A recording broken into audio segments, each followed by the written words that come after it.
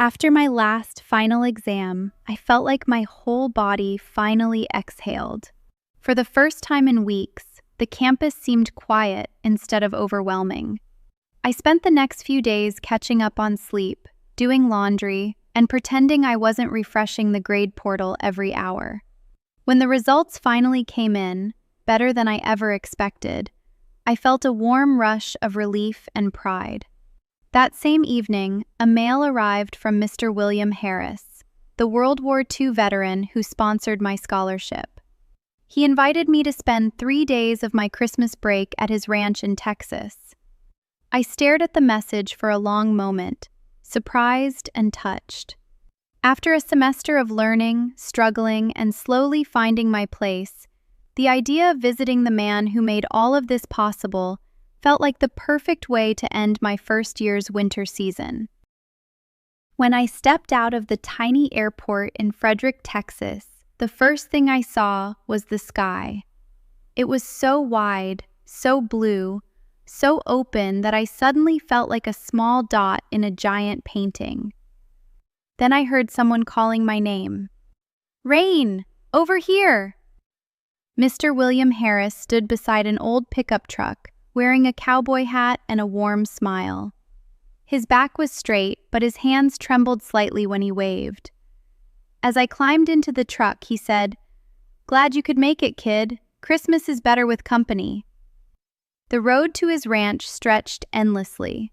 No buildings, no noise, just land, wind, and a kind of silence that felt like a deep breath. When we arrived, Mrs. Harris hugged me like I was her granddaughter returning home for the holidays. Inside, the table was covered with brisket, cornbread, mashed potatoes, and peach cobbler. I took one bite and whispered, "This tastes like kindness." Mrs. Harris laughed. "Sweetheart, that's just butter." But I knew it was more than that. The next morning, Mr. Harris took me to the old barn. The air smelled like hay and sunlight. He opened a wooden chest and handed me a faded photograph. A young soldier standing beside a plane. "That's me," he said. 19. Thought I knew everything.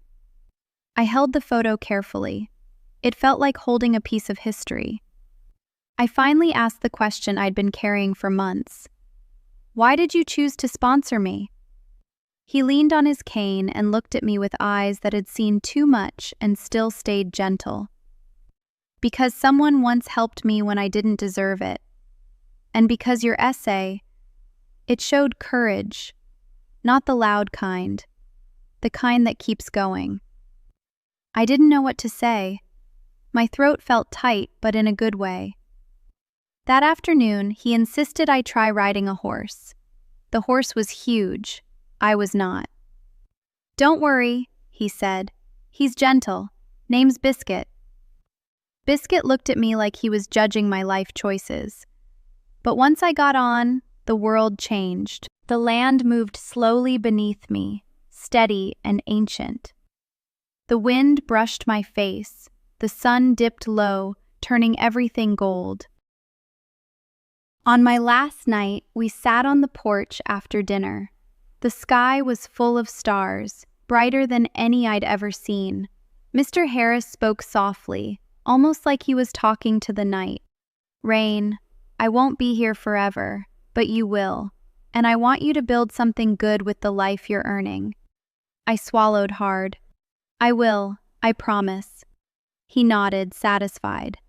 The next morning, Mrs. Harris packed me a lunch, big enough for a football team, and Mr. Harris handed me a small wooden box. Inside was the photo of him at 19. "Keep it," he said, "so you remember that courage comes in many shapes." When I hugged him goodbye, he hugged me back with surprising strength. As the plane lifted off, I looked down at the land and ranch, a patch of green and gold shrinking into the distance. A feeling raised in my heart, the same feeling when I left my hometown. Goodbye, Texas. Goodbye, Mr. Harris.